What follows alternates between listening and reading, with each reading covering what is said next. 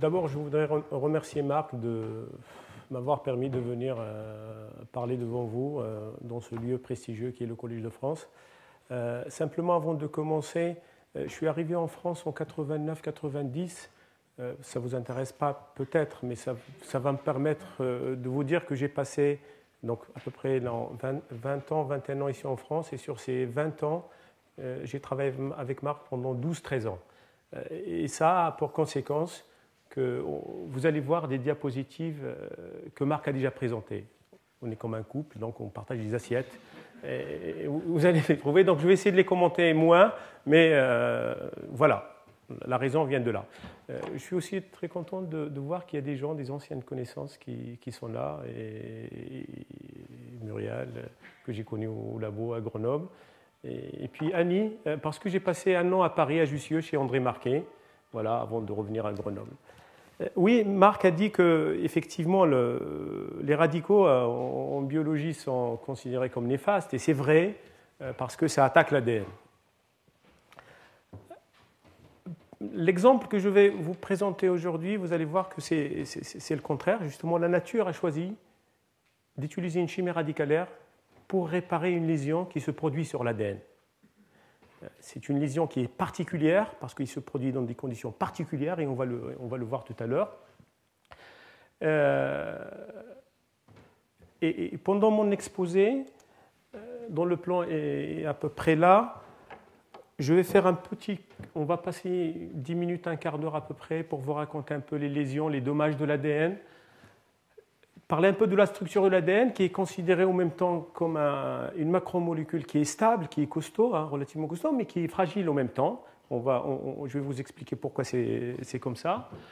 Les lésions qui se retrouvent dans tous les organismes et leur système de réparation par excision de nucléotides, réparation par excision de bases ou réparation des mises à pareillement, c'est-à-dire deux bases qui ne doivent pas être en face, parfois ils se retrouvent en face, et comment ça est réparé.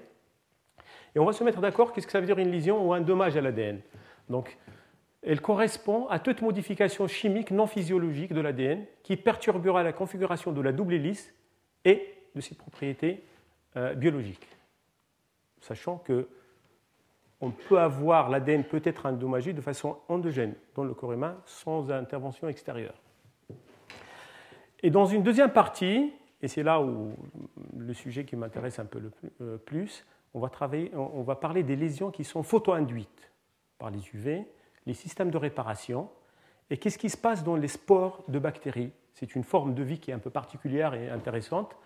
Et justement, dans cette forme de vie chez certaines bactéries qui sporulent, vous avez une enzyme qui s'appelle l'alliase des photoproduits des spores, qui est activée pour réparer cette lésion.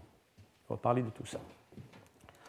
Alors, la structure de l'ADN, vous la connaissez tous, c'est une double hélice, c'est un appareillement de base, G devant C, A devant T, et elle a deux rôles majeurs dans la cellule. C'est le dépositaire de l'information génétique et c'est le support de l'hérédité. Et quand on a dit ça, on a tout dit, la gravité de la chose et l'importance de la macromolécule dans la cellule. Donc ce que vous êtes, elle est dans votre ADN. Et ce que vous êtes, vous le transmettez de génération en génération. Autant vous dire qu'il faut transmettre un matériel génétique bien propre. Alors pour le chimiste, c'est intéressant parce que c'est une macromolécule où il y a du phosphate, il y a des sucres, il y a des bases. Et en termes de chimie, c'est extrêmement riche. Alors, cette macromolécule est souvent attaquée par des agents qu'on appelle génotoxiques. Mais heureusement, tous ces dommages sont réparés. Et donc, on a une macromolécule qui peut faire sa fonction normalement. La majorité de ces agents génotoxiques, de façon exogène, vous avez des radiations ionisantes, c'est d'actualité, ce qui se passe au Japon, c'est important. Le stress oxydant, notre rythme de vie, génère des radicaux qui sont délétères pour l'ADN. Tous les produits chimiques, on n'a jamais aussi bien vécu dans le monde, mais en même temps, on produit des produits chimiques qui sont nocifs pour l'ADN, et les radiations UV. Évidemment, vous êtes tous d'accord avec moi pour dire que tout ce qui arrive à l'ADN de façon exogène est de notre faute, Et j'ai pris ces deux exemples pour vous illustrer que l'être humain n'est jamais content. Quand on est sombre, on veut s'éclaircir, devenir plus clair. Donc, on dépigmente la peau et ça devient très dangereux. Et quand on est blanc, on veut foncer. Donc, c'est de notre faute. Hein. Le soleil est vraiment très dangereux hein, pour l'ADN. Et c'est un problème de santé publique qui est quand même pas mal sous-estimé. Et je pense, dans votre rôle, hein, vous avez des petits-enfants probablement ou des enfants, entre l'enfance et jusqu'à l'adolescence, la peau est très fragile et très sensible au rayonnement. Il faut bien protéger les enfants contre le soleil. Alors, quand ces dommages ne sont pas réparés, évidemment, ça conduit à la mort cellulaire.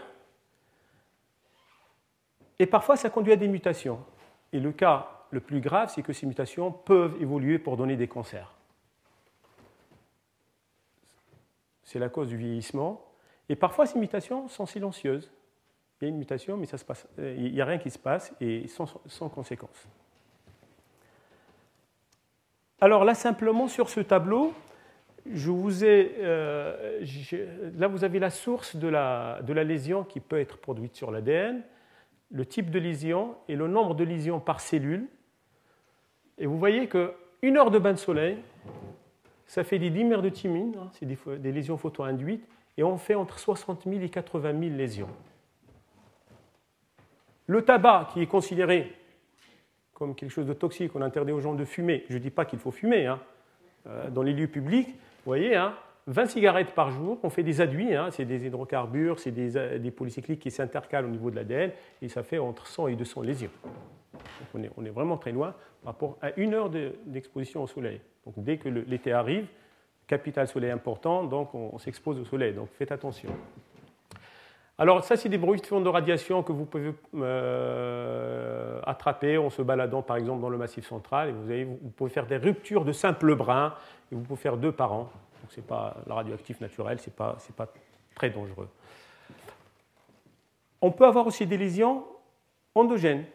Rien que la température 37 du corps humain induit des lésions, et donc des ruptures de simples brins, des bases qui partent complètement puriniques ou périmidiques.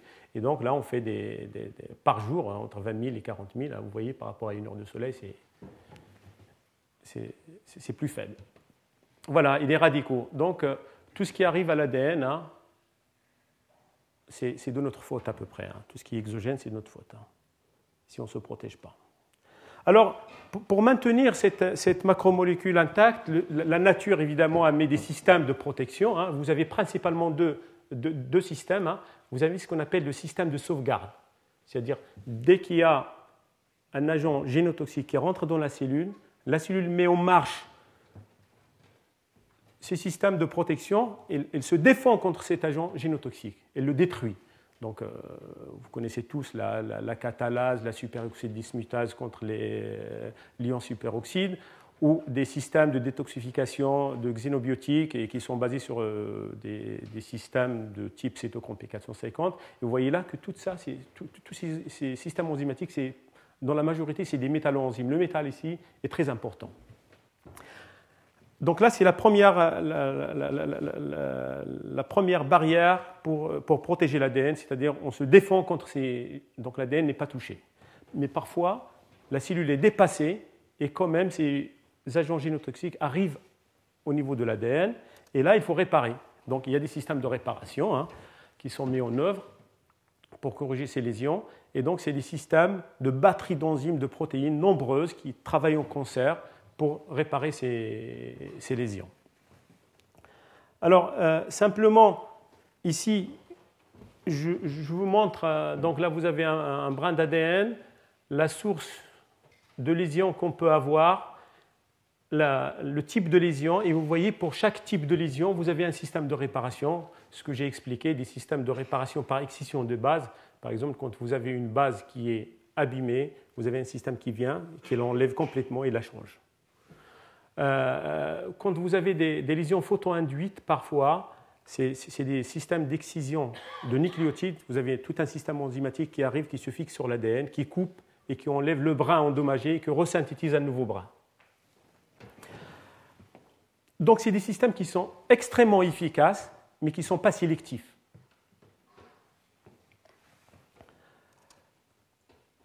Et tous ces systèmes, donc, ont à peu près le même mécanisme.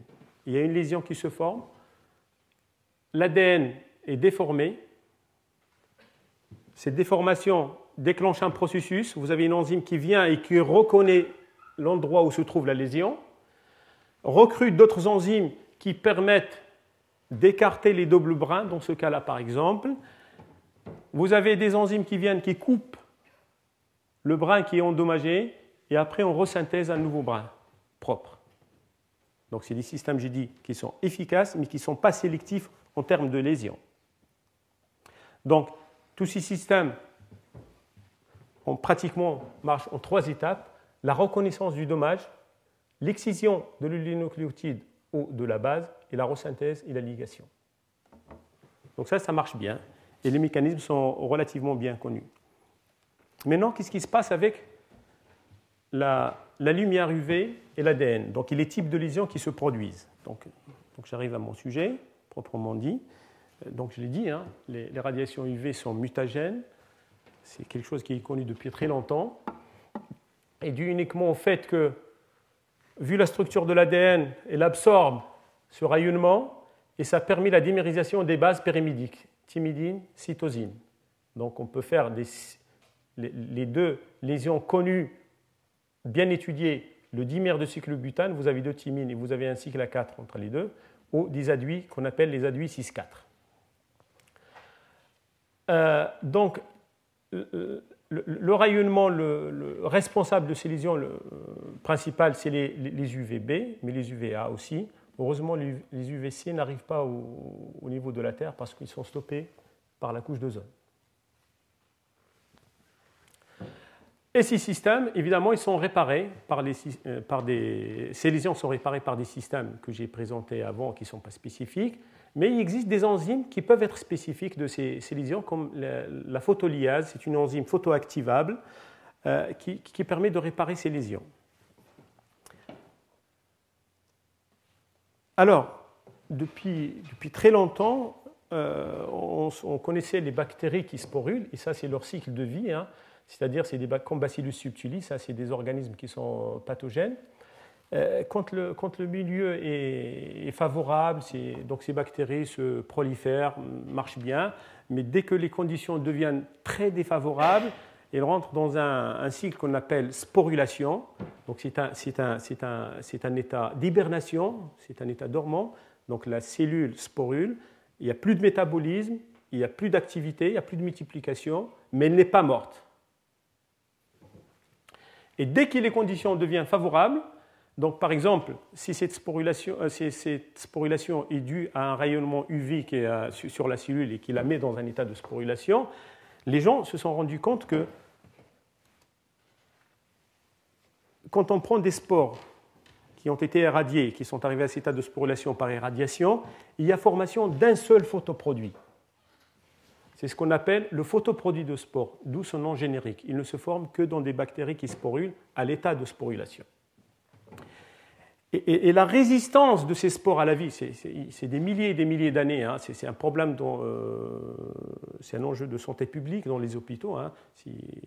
Les clostridies qui est responsable d'un certain nombre de maladies passent à l'état de sporulation et ça résiste à la dessiccation, à la stérilisation, aux UV, et dès que les conditions deviennent favorables, ils se remettent en vie et c'est pathogène.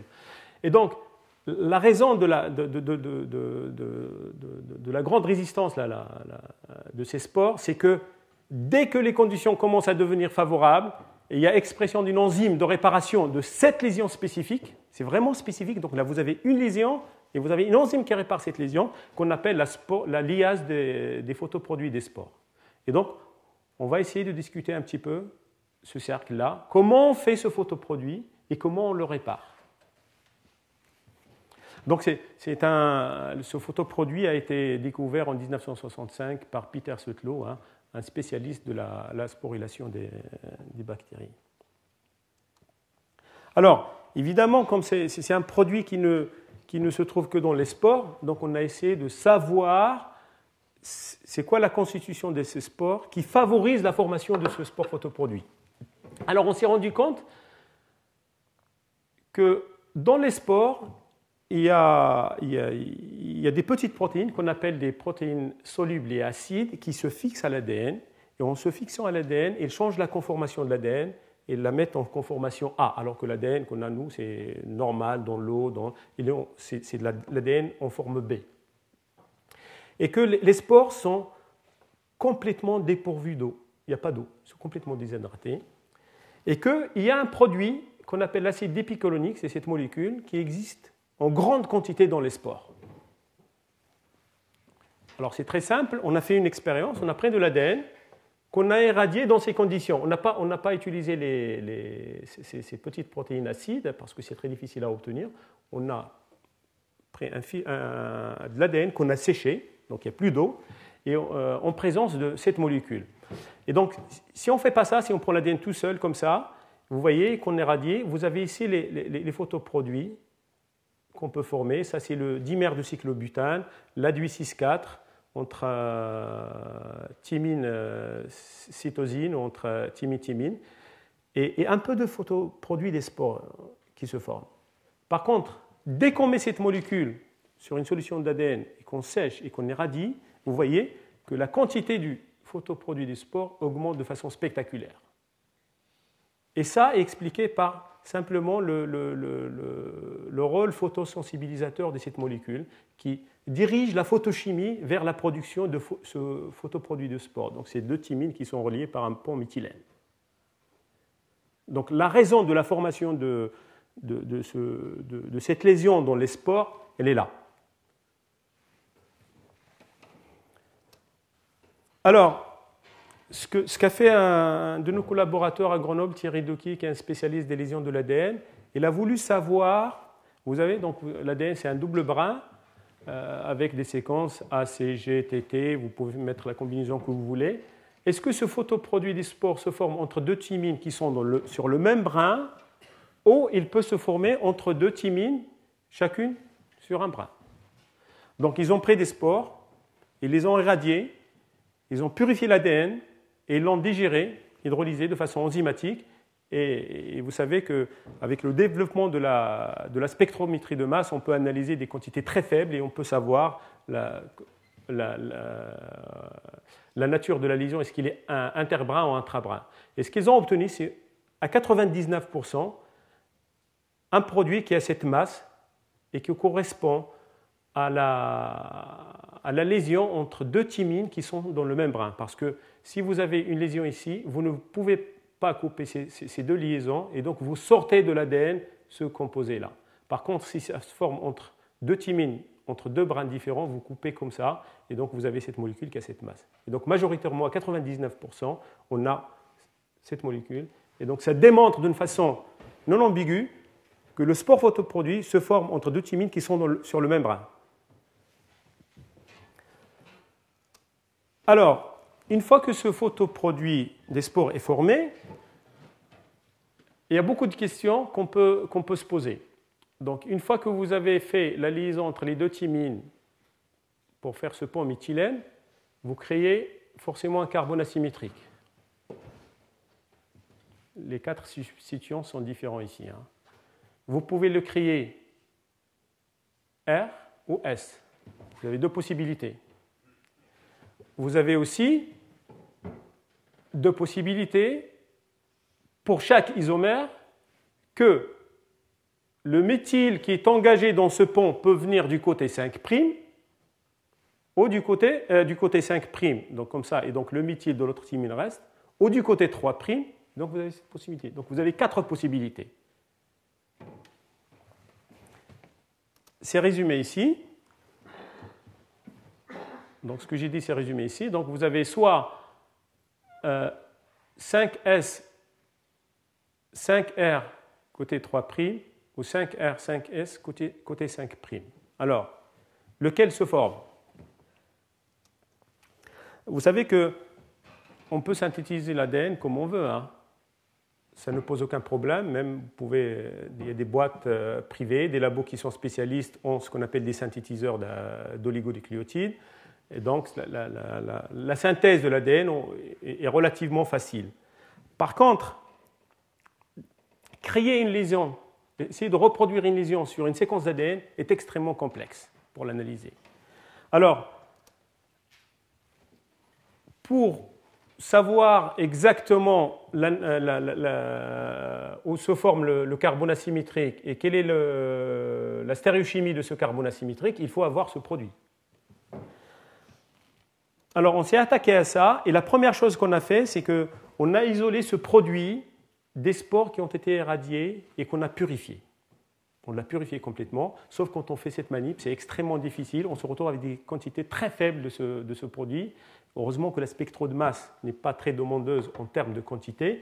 Et donc, nous l'avons purifié. Là, vous avez le chromatogramme HPLC. C'est un produit qui est lu vers 18-19 minutes sur une colonne C18. Et donc, on a un seul pic quand on sort cette lésion des spores. Probablement, il n'y a qu'un seul isomère. Parce que si RES, on peut les différencier, on s'attend à avoir 2 pics. La masse de ce pic-là, 545, qui correspond parfaitement à la masse attendue. Et quand on fait la MSMS, c'est-à-dire le spectre de fragmentation de cette molécule, on a ce spectre-là qui est la signature de cette molécule. Donc, on a isolé des spores cette lésion et on a sa signature maintenant. Maintenant, l'idée, c'est de voir comment on peut la faire en grande quantité pour faire des études de RMN, par exemple, pour savoir la stéréochimie et ainsi de suite. Alors, on a passé pas mal de temps à réfléchir et l'expérience était relativement facile. On est parti d'un dimère de thymine, mais qui n'a pas de lésion. Donc, c'est 2 thymines reliées par un phosphate et qu'on a irradié simplement en présence de ce photosensibilisateur qui permet de diriger la photochimie vers la production de ce photoproduit des spores.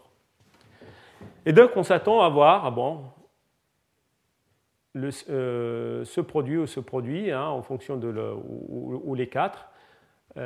Quand on fait cette manip, on analyse par HPLC, on a un seul pic, et je vous rappelle, le temps de rétention ici, c'est vers 18 minutes. Là, on a quelque chose vers 18-19 minutes. Donc, on a fait, d'après le chromatogramme HPLC, quelque chose qui ressemble à la lésion qu'on a sortie des spores.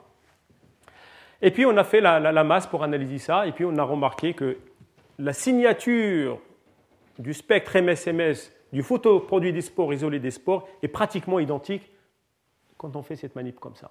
Et donc là, on a pratiquement produit, uniquement en partant d'un dimère de thymine par irradiation en présence de DPA, le photoproduit des spores, relativement en grande quantité. Et nous avons fait de la RMN et du calcul théorique à pain, et nous avons fini par la conclusion suivante, que le photoproduit de spore est formé par le méthyle engagé par la base qui est au côté du 3', le pont est formé par ce méthyle qui vient du côté 3', et le carbone asymétrique donc se retrouve du côté 5', et il est de configuration R. C'est pratiquement la configuration, la stéréochimie du photoproduit des spores.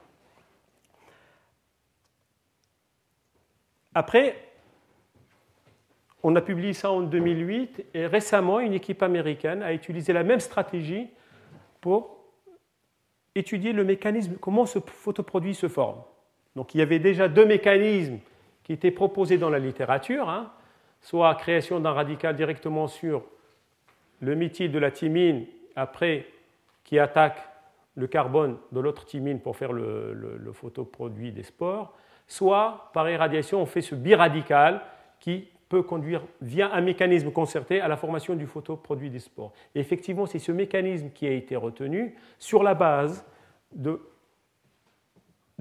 marquage. Donc ces gens ont préparé, sont partis de 2 thymines. La première molécule, du côté 3', ils ont mis du CD3. Dans la deuxième molécule, ils ont mis le CD3 du côté 5'. Ils ont irradié ce dimère de thymine en présence de DPA. Et puis, dans les deux cas, donc, ils voient que le marquage a été retenu. Ah, il n'y a pas de perte d'hydrogène dans les deux cas. Et ça s'explique facilement. Donc, on crée un biradical ici. Ce radical arrache un hydrogène sur le groupement méthyle de la thymine qui est du côté 3'. Et ce radical donc, se recombine pour faire le pont. Et ce mécanisme est conforté par les effets isotopiques observés, parce que, évidemment, si vous irradiez ce dimère de thymine, celui-là, la cinétique de réaction n'est pas pareille, parce que le transfert d'un D d'ici vers là va être plus lent que le transfert d'un proton d'ici par là. Donc les effets cinétiques confirment ce mécanisme. Donc c'est un mécanisme concerté et qui passe par cette voie ici. Donc j'espère vous avoir convaincu de la structure de ce photoproduit et de son mécanisme de formation. Donc c'est une affaire qu'on considère complètement réglée. Alors, dans la deuxième partie, je vais parler, une fois qu'on a ce photoproduit de spore, comment il est réparé. C'est là où les enzymes radicales SAM interviennent. Donc, ça, vous connaissez très bien. Je veux simplement rebondir sur la question qui a été posée tout à l'heure à Marc sur la présence des radicales SAM qui n'ont pas cette signature. Ce qu'on sait maintenant, c'est que si vous avez cette signature, c'est forcément une radicale SAM. Autrement dit, on n'a pas trouvé de protéine avec cette signature, mais qui n'est pas radicale SAM. Par contre, on a trouvé deux protéines, celle que Marc a présentée et une autre, qui n'ont pas ce motif, mais qu'on a classées dans la famille des radicales SAM, parce qu'effectivement, on a démontré qu'ils coupaient la SAM pour faire le radical 5'-dioxyadénosine. Mais si vous avez ce motif, pour l'instant, on n'a pas trouvé de protéine qui a ce motif et qui n'est pas radical SAM. Voilà. Donc, au début des années 2000, donc le gène a été séquencé. Donc, le gène qui code pour la liase des photoproduits de spore, qu'on appelle SPLB, se trouve dans un opérant qu'on appelle disystronique. Vous avez deux gènes côte à côte. Celui-là, c'est un gène de régulation. Et le gène qui code proprement pour la protéine, c'est SPLB, qui code pour une protéine qui fait à peu près 342 acides aminés. Et donc, dans toutes les liases des photoproduits de spore, cette séquence est parfaitement conservée. Et c'est la seule enzyme de réparation de l'ADN qui appartient à la famille des radicales SAM. Donc ça utilise un centre 4 fer 4 soufre, Marc a parlé longuement. La S-adénosylméthionine comme cofacteur pour générer les radicaux. Là, je ne rentre pas dans les détails. Donc ça, c'est les centres fer soufre. Marc en a parlé. Simplement, Marc a parlé que ces centres fer soufre sont fixés à la chaîne polypeptidique par des cystéines, mais on peut trouver des centres fer soufre qui ont d'autres ligands.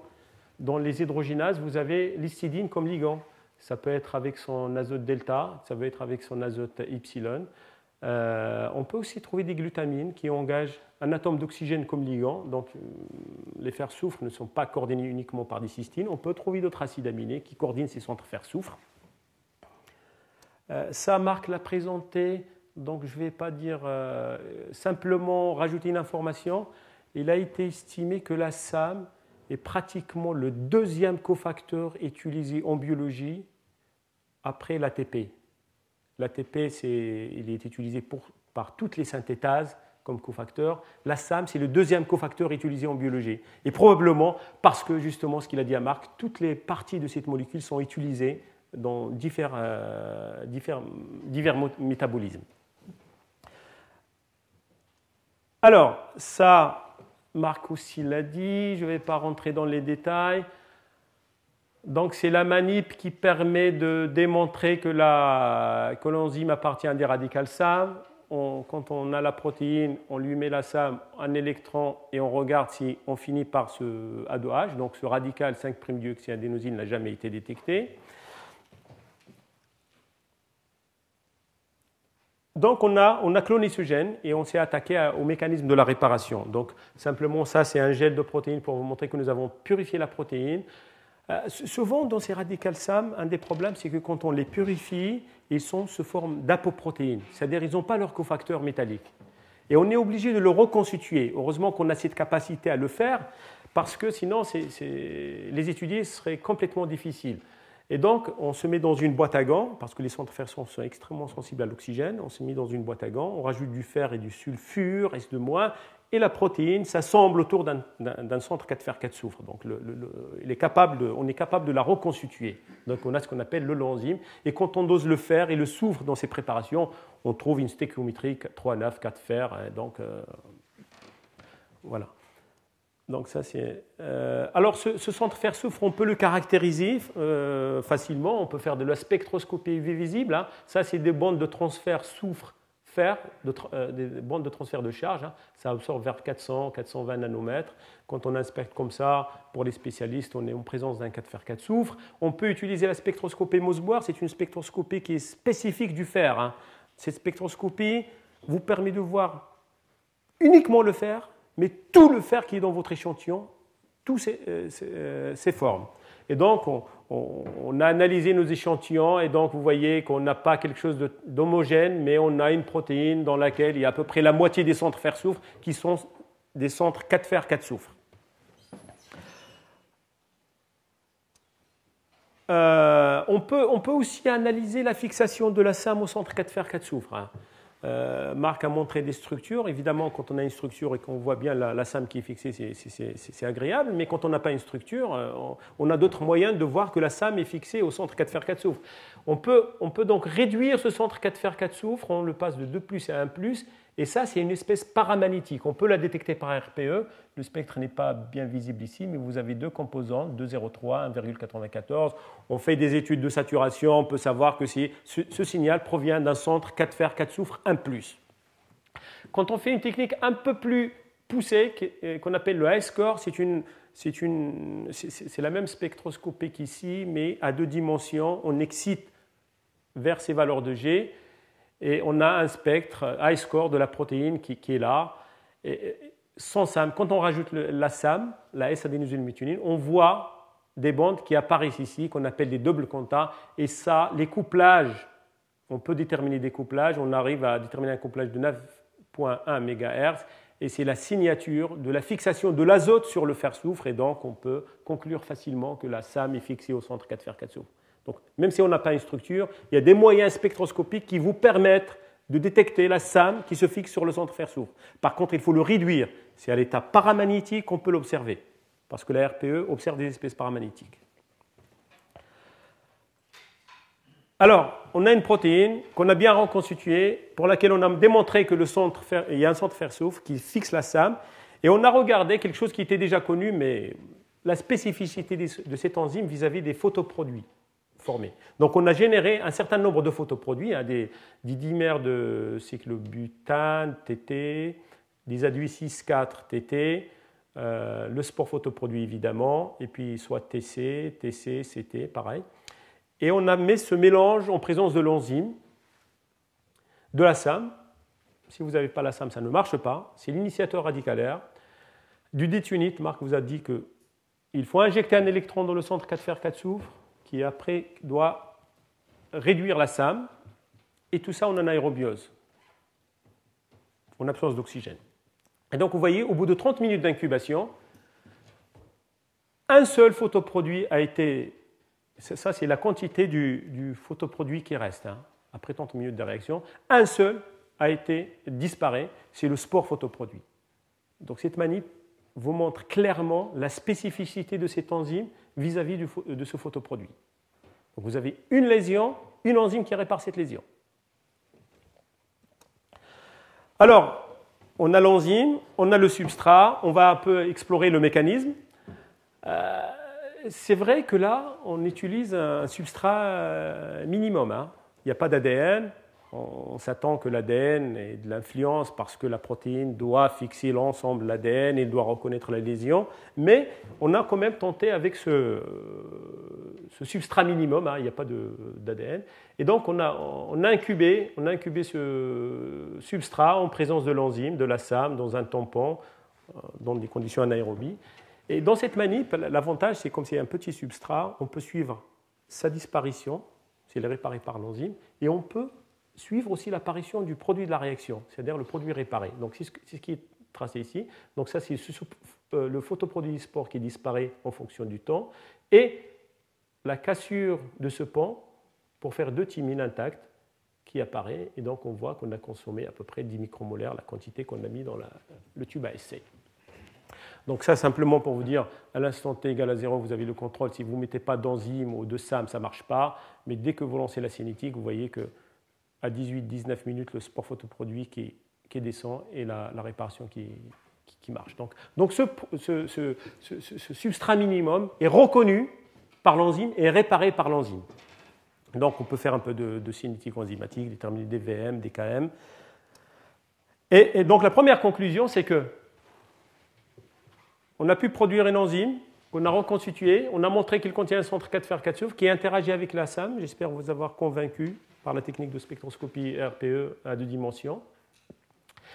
Que ce photoproduit dispore il est de configuration R et que le fait qu'il soit reconnu simplement par l'enzyme fait penser à ce qu'on appelle, à ce qui est connu déjà dans la littérature, des mécanismes de réparation par base flipping, c'est-à-dire que l'enzyme se fixe sur le substrat, sur l'ADN qui est modifié, s'arrange pour sortir la lésion de la double hélice.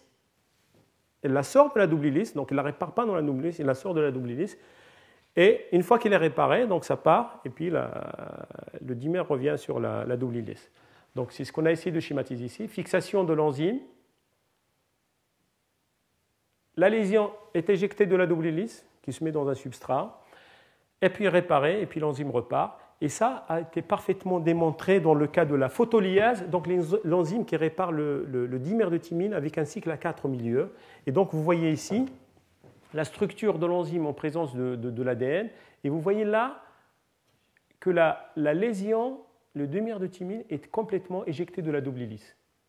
Donc c'est ce qu'on appelle un mécanisme par base flipping. Évidemment, on avait fait des études anciennes avec un collaborateur allemand, Thomas Karel, qui nous a permis d'avoir ce photoproduit des spores, mais sans le phosphate. Et quand on compare l'activité, on voit bien que le phosphate apporte quand même quelque chose d'important. Hein, pour l'enzyme soit efficace, il faut. Et donc on s'attend qu'avec l'ADN, la réparation sera encore meilleure. Ça, c'est une parenthèse sur le mécanisme de base flipping. Donc, Marc vous a dit qu'au laboratoire, on travaille sur la modification des ARN de transfert. Là, ce n'est pas la réparation, mais c'est un ARN de transfert. Vous savez tous, j'espère que pour les gens qui étaient là quand Henri Grosjean a parlé, les ARN de transfert, ce sont des macromolécules dans la cellule qui fixent des acides aminés, partent vers le ribosome pour faire la synthèse de protéines. Et depuis très longtemps, on savait que ces ARN de transfert sont modifiés de façon post-transcriptionnelle. C'est-à-dire ils sont faits, maturés et tout, et puis vous avez des enzymes qui viennent les modifier. Assez généralement, on pense que ces modifications, la majorité de ces modifications se produit dans cette partie-là, ça c'est l'ARN de transfert, dans cette position-là, et cette position c'est l'anticodon. C'est les 3 bases qui se fixent sur l'ARN messager pour lire le message génétique. Et la majorité de ces modifications se produit là, et les gens pensent que ça fidélise la lecture du message génétique. Ça permet de fidéliser la lecture du message génétique. Et donc on s'intéresse à une modification au laboratoire, hein, parce que là il y a une enzyme radicale SAM qui a introduit un soufre méthyle ici, mais on a eu la chance de travailler avec un laboratoire américain de cristallographie qui a obtenu la structure de MIA-A, donc c'est une enzyme qui met ce groupement isopentényle sur l'azote exocyclique de l'adénine, là, en position 37. C'est juste la position après la position 36 qui fait partie de l'anticodon. Une structure, et donc on voit bien, donc vous le voyez bien ici, donc vous avez une interaction entre l'ARN transfert et la protéine. Et il y a un certain nombre d'interactions qui s'établissent, de telle manière que l'adénine, là, que vous voyez, qui doit être par là, est sorti du contexte de l'ARN transfert, mis dans la protéine pour pouvoir la modifier. Donc c'est assez généralement, pour réparer ces macromolécules ou pour les modifier, ça passe par des mécanismes de base flipping. C'est-à-dire la protéine s'arrange pour sortir la lésion ou pour sortir la base qu'il veut modifier, la mettre dans un site actif et la modifier tranquillement, et après elle part et ça se remet dans le contexte. Voilà, alors le mécanisme. Alors quand on a commencé ce travail, il y avait un mécanisme déjà qui a été proposé par Joan Broderick aux États-Unis, qui consiste à, voilà, qui est développé ici. Donc la SAM, à travers la protéine, produit le radical 5'-dioxyadénosine. Ce radical, qu'est-ce qu'il fait? Marc l'a dit, c'est une réaction générale. Ce radical n'a qu'une envie, c'est d'arracher un atome d'hydrogène. Il arrache cet atome d'hydrogène ici. Et ça a été montré par des manips de marquage radioactif. C'est-à-dire quand on fait un spore photoproduit avec du tritium ici, on retrouve de tritium là-dedans. Donc, à 2 points, arrache ici. Et il y a une bêta-scission qu'on appelle une bêta-scission comme ça, et on arrive à cet intermédiaire. Et dans les manips de Joan Broderick, il a montré il a proposé que ce radical arrache cet atome d'hydrogène, ça fait à 2 points, et ça permet de repartir. Donc vous voyez ici que la SAM n'est pas utilisée de façon stoichiométrique, mais utilisée de façon catalytique. Et c'est une hypothèse intéressante parce que la cellule n'a pas besoin de consommer beaucoup de SAM. Donc juste avec une molécule de SAM, on peut faire ça. Sauf que dans nos mains, ça ne se passe pas comme ça. On travaille sur la même enzyme, mais ça ne se passe pas comme ça. On a montré que l'enzyme est capable de réduire la SAM en absence du substrat. C'est ça. C'est-à-dire, vous prenez l'enzyme, vous la réduisez, vous lui injectez un électron, vous mettez la SAM, elle est capable de couper la SAM pour faire 5'-dioxyadénosine, qui a récupéré un proton quelque part, et de la méthionine. Donc ça, c'est la cinétique de formation. Quand on met le substrat, on voit bien que la production de A2H suit exactement la réparation de ça c'est l'apparition du produit de réparation. Et qu'une fois qu'il n'y a plus du substrat, l'enzyme continue à produire A2H, qu'on appelle de façon abortive. Donc dans ce cas-là, l'enzyme utilise la SAM de façon stoichiométrique. C'est-à-dire pour une lésion, on consomme une SAM.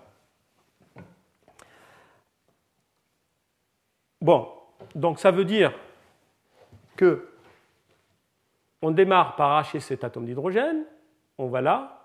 Par contre là, il faut trouver le donneur d'atome d'hydrogène pour finir la réparation.